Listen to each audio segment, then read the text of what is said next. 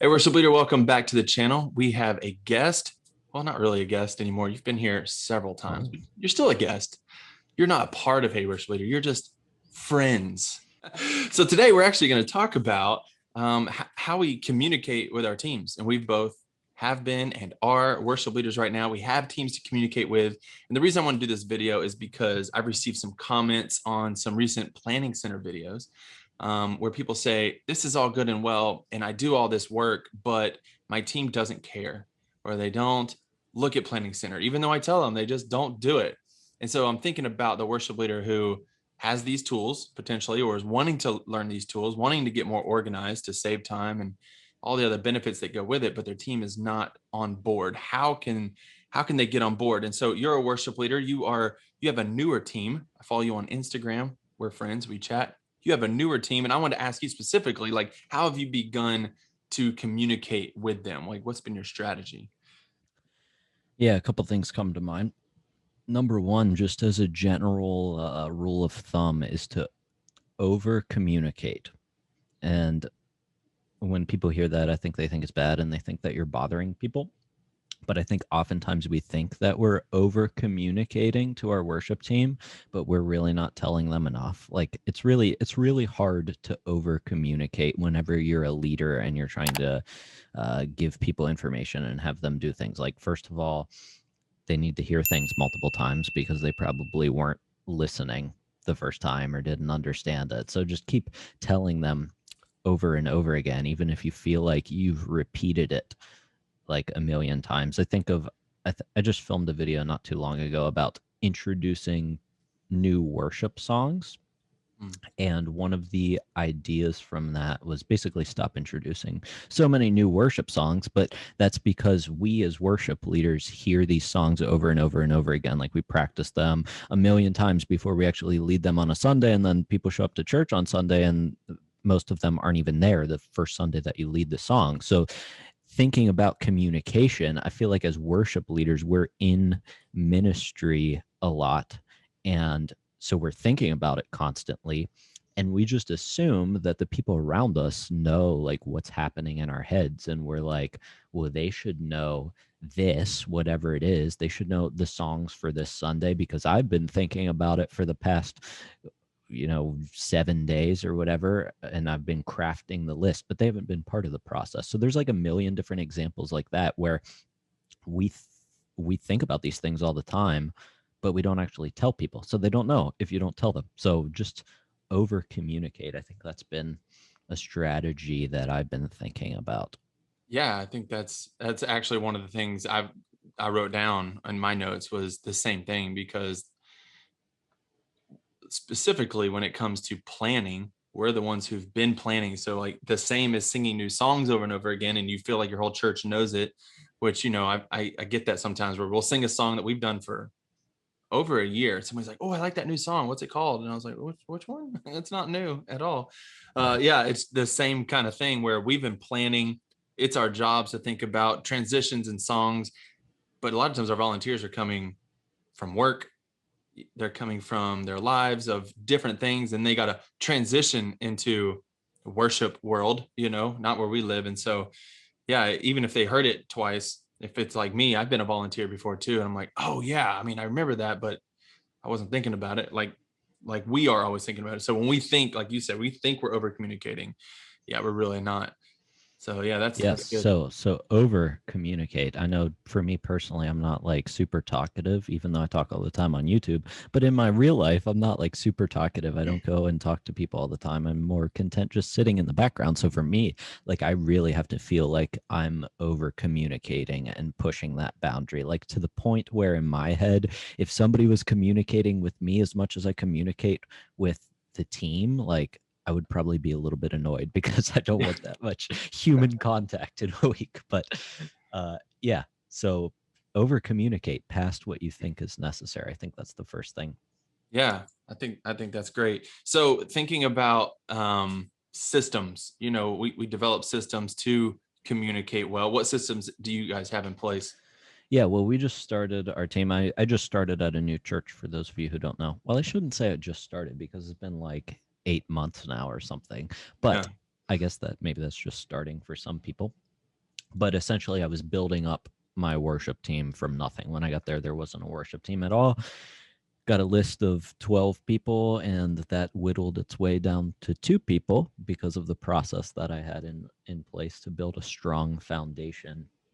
And so thinking about like systems that I have in place for communication, I think we can obviously talk about different tools that people use, such as Planning Center, or I don't know, some people use Facebook groups or text messages or whatever.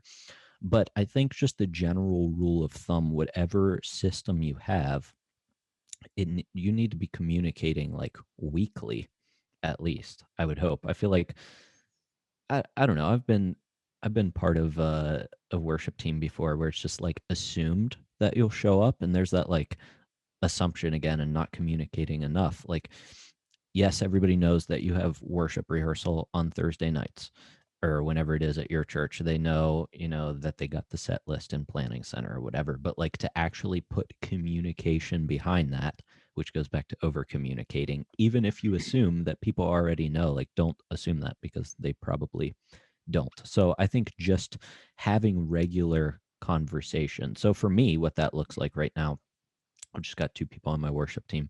So I just send out an email at the beginning of the week, and I give them like remind them of what songs we're doing for that Sunday. And then I always say, hey team, I can't wait to have rehearsal with you on Thursday at 6 o'clock. Like they know that they've shown up at rehearsal at 6 o'clock for the past 4 months. They know when that's happening. But just that reminder. And then, any other necessary information if there's something different with the service. So that's kind of what my communication looks like Yeah, that's throughout the week. good. That's one of the questions that I think I said this at the beginning, was that some people are like, well, I do all this stuff on Planning Center, but nobody uses it. And usually that's because they know that nobody's going to use it. So they'll go ahead and text them, or they'll go ahead and email them to remind them. And I'm like, stop doing that. I tell Right, right. them, oh, I didn't know what the songs were. Well, they're on Planning Center. Let's meet together so I can show you how to use it, because this is the only way you're going to get this information. I want to talk more about that, but before I forget, you mentioned something that I wanted to hit on. You said you had 12 people and went down to 2 because of your process. And I think we should talk about that for a second, because those like me who inherited a team, I did the same thing. And this might help somebody who's listening who might be in the same position. I went ahead and just re-auditioned everybody. And it was more of a get to know you, let me know where you're at. And through that process, I was able to re-audition them later if they needed it.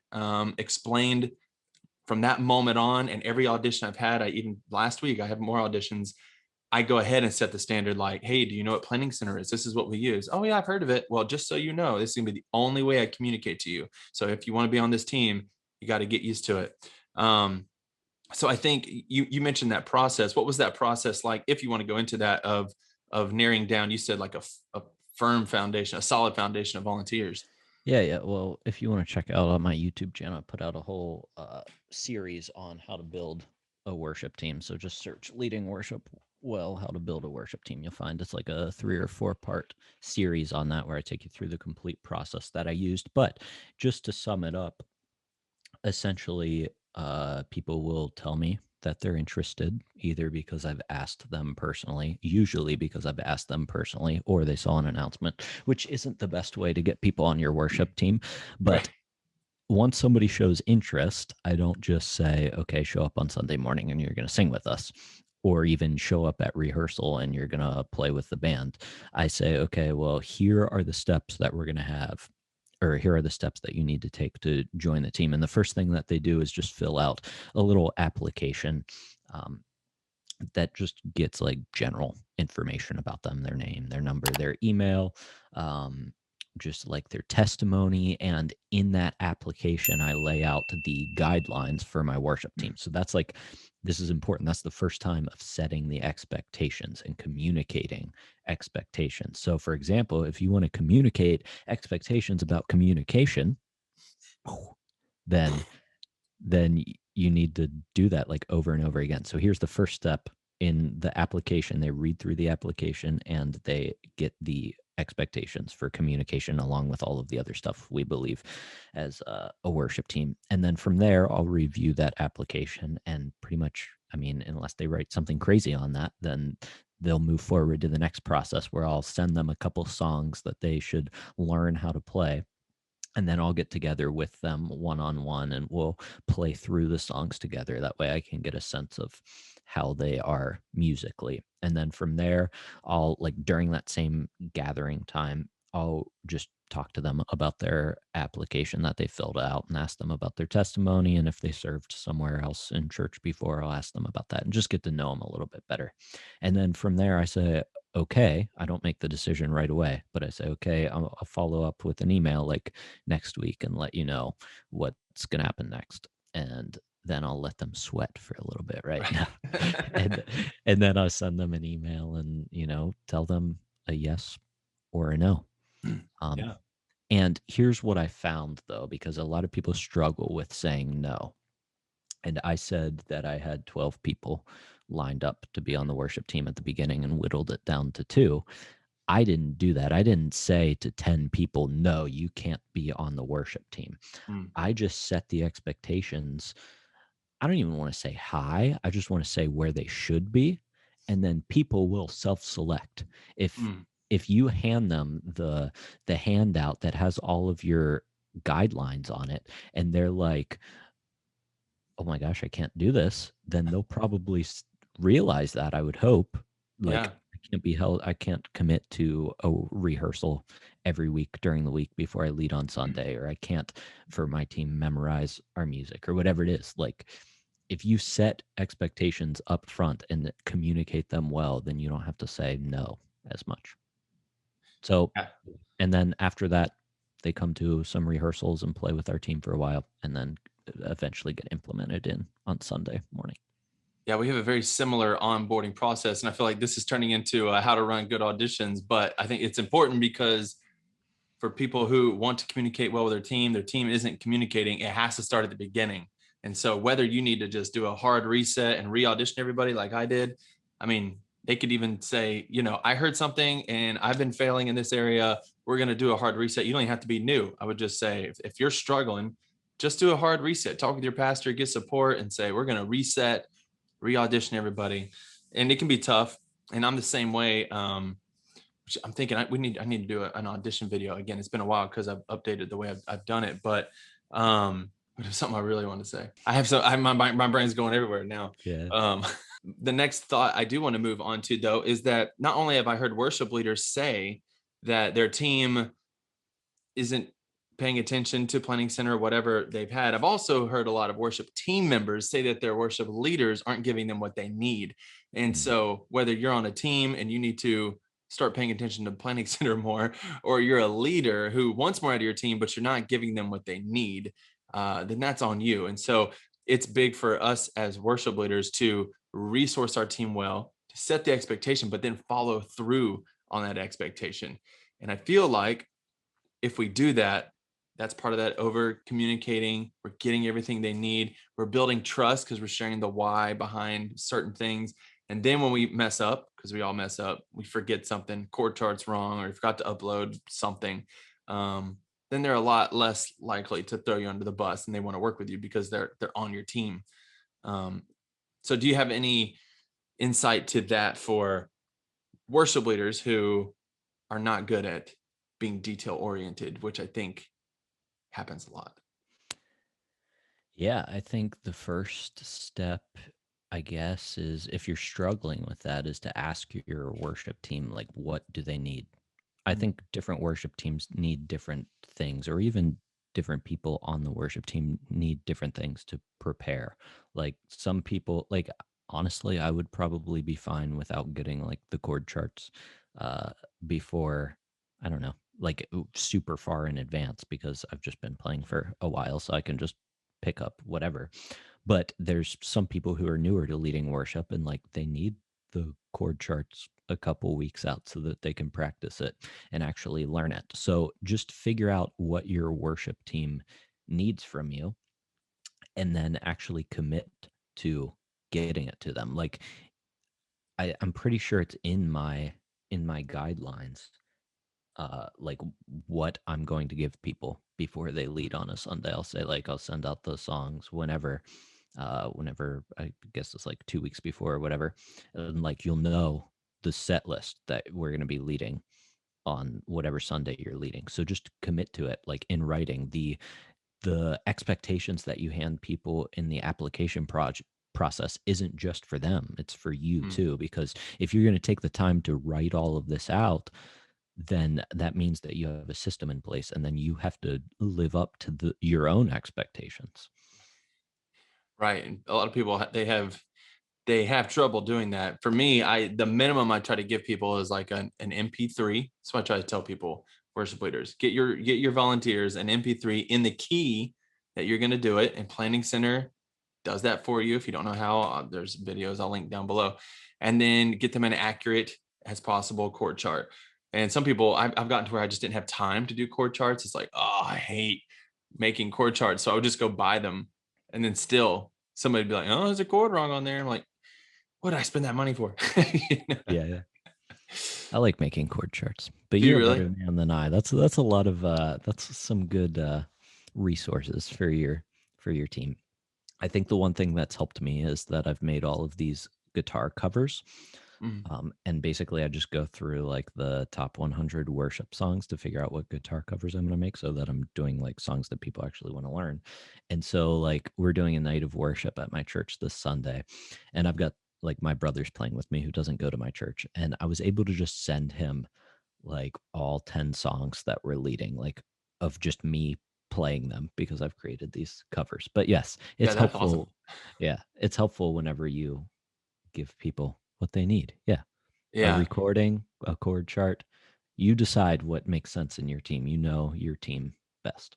Yeah. Cause I would, for a while, I was helping our youth out and helping develop leaders down there. And a lot of them are just new to guitar. And so, in addition to the chord chart and the MP3, I would actually just set up and make a video of myself playing it, zooming in on my hand so they could see exactly, because it was about training at that point, and I wanted to give them everything necessary. And I would even talk to the video as if they were sitting right in front of me, like, I play it like this, and here's how I I think you do. should post some of those videos. They're on the private church Ooh. YouTube page. And some of them I did a long time ago, and some people will be like, oh, I watched that video, and I'm like, oh man, I don't even remember what's on there. Been a while. But anyways, I think at the end of the day, things go a lot better when a team and a leader have built trust together. They trust each other. um the comments I see in the Facebook groups of team members, it's like they don't trust their leaders. They don't trust that they're using their time well to resource them well, or leaders, worship leaders, not trusting their team enough. And so I want to think through ways that we can build trust with each other. And I think everything we've mentioned so far already does that. When we over communicate, we give them the resources, we're already building trust, we give them what they need. Other things, and I've heard you talk about this, especially in like rehearsals, is like respecting their time. Do you have anything to add about time? Yes, time. I got a whole lot to say about time. Do we have Uh, time? so uh, as you were talking about time, the thing that I thought of is this idea of volunteer currencies and how we pay our volunteers, because the definition of a volunteer is somebody who doesn't get paid, but there are ways that we like pay them with currency, and one of those currencies is time. And like they are spending their time just like we spend money. They're spending their time, so we want to make sure that what they're spending their time on is worth it.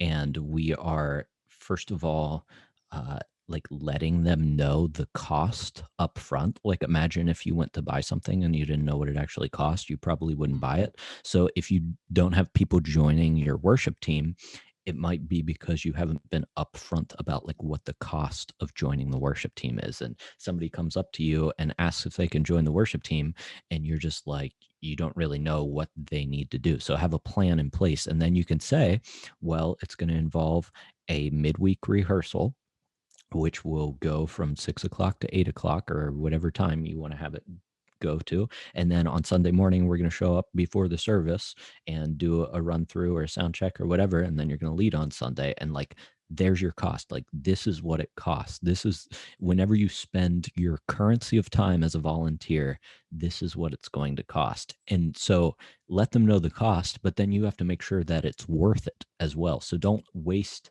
their time. Have a plan for what you do. And that goes back to building trust.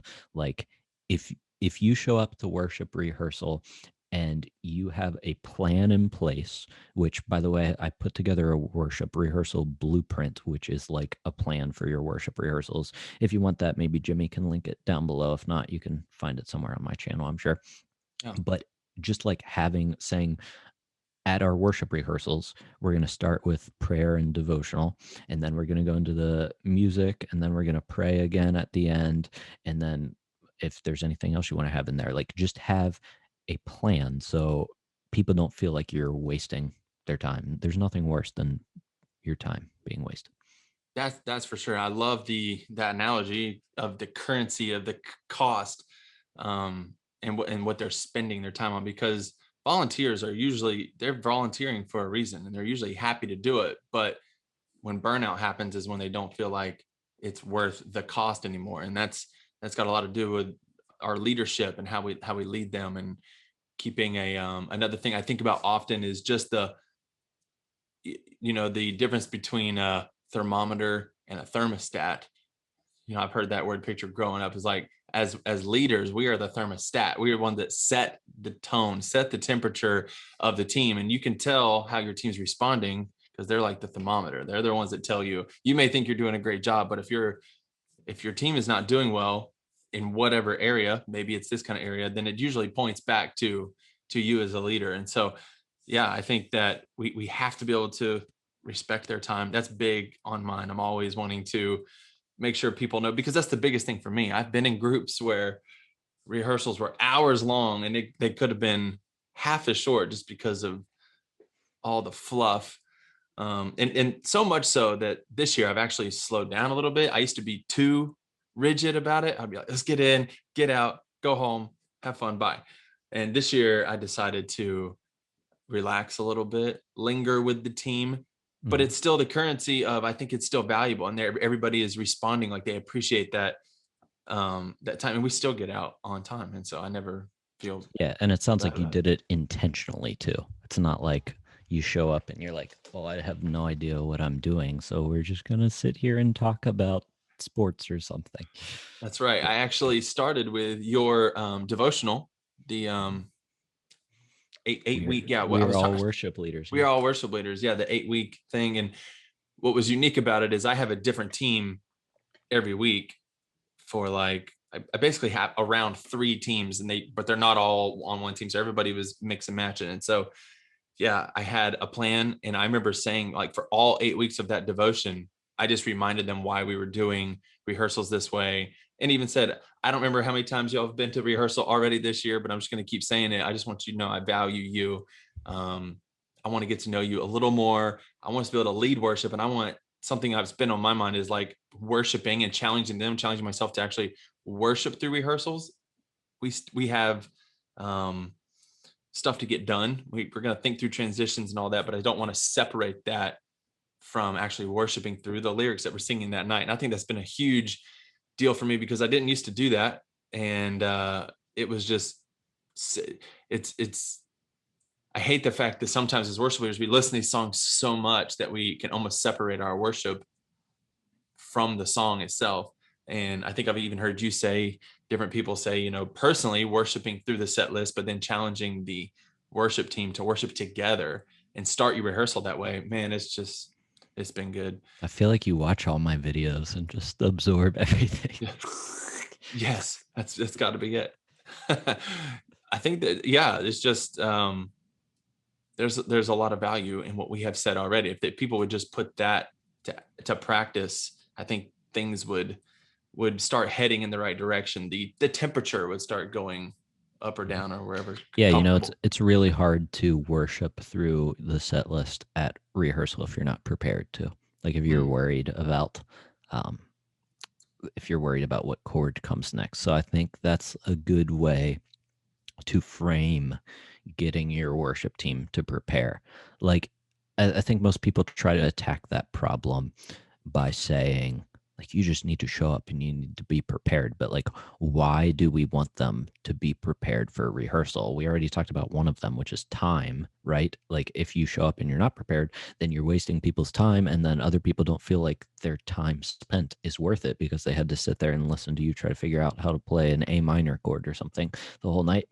It's pretty easy. Just 3 fingers. You could get away with 2 fingers if you wanted. But also, what was I saying? I lost my train of thought. You lost your train of thought earlier. Now I lost my train of thought. Sorry, I saw a bug running across my table. Freaked me out for a second. I kind of lost it too because I was picturing playing an A minor. I'm like, Yeah, I think that's where I got stuck. Anyways, learn how to play your A minor. Be prepared. So, yeah, you want to be prepared or you're not going to be able to, you're going to waste people's time. And then if you want people to be prepared, say, like, I want you to be able to worship through the songs. This is what I tell people whenever I tell them that I want them to have their music memorized. It's not just for the sake of memorizing the music, it's so that they aren't trapped or beholden to the music stand and they're just staring at it the whole time. It's so that they can actually worship freely and not have to think about the musical part of that, because that's effort that we can put in up front to make sure that whenever it's time to lead worship, like, we're actually worshiping. yeah. And it for rehearsal, that's true. And then when we go to play live on a Sunday, they're all worship leaders, like the devotion. Hey, And then their stage presence will help lead others in worship. And our body language from stage like gives people in the congregation permission to, and sets the expectation for them of this is what's expected. And if they're just staring down at a chord chart, then it just feels like something I should probably just watch or something. So yeah, so I think that's good. We could keep talking all day about different things like auditions, rehearsals, song selection. We kind of I also have checklists on all these things. You can click the link down below to get your free copy. I'll link yours too if you send it to me. love it. But yeah, just to recap, set expectations, make the expectations known. So you got to know what you expect. Some people I think are just like, we'll just show up, but Mm. know what to expect, say your expectations, stick to your expectations, and then resource your team, resource them well, make sure they have everything that they need. And then no matter what you do, well, we already and over communicate, but what I was going to harp on, the trust, building trust and thinking of ways to build trust has got to be, I feel like, at the top of the list. So, well, man, Spencer, thanks for coming on the channel again. Yeah, thanks for having me. I'm a regular now, apparently. Yeah, you're a No regular. longer a guest. I apologize for not sending you this content ahead of time, but you did well thinking on the fly, and I knew you would. Thank you. Talking about being prepared, and I did not prepare Spencer for this interview. Well, if you like this video, you know what to do. I never say smash the like button because I think that's corny, but now I just Smash said it. it. Just smash Crush the like it. button. Subscribe to the channel if you haven't already. Share it with someone that you think would benefit from it. Go subscribe to Leading Worship Well as well. And we'll see you in the next video. Bye.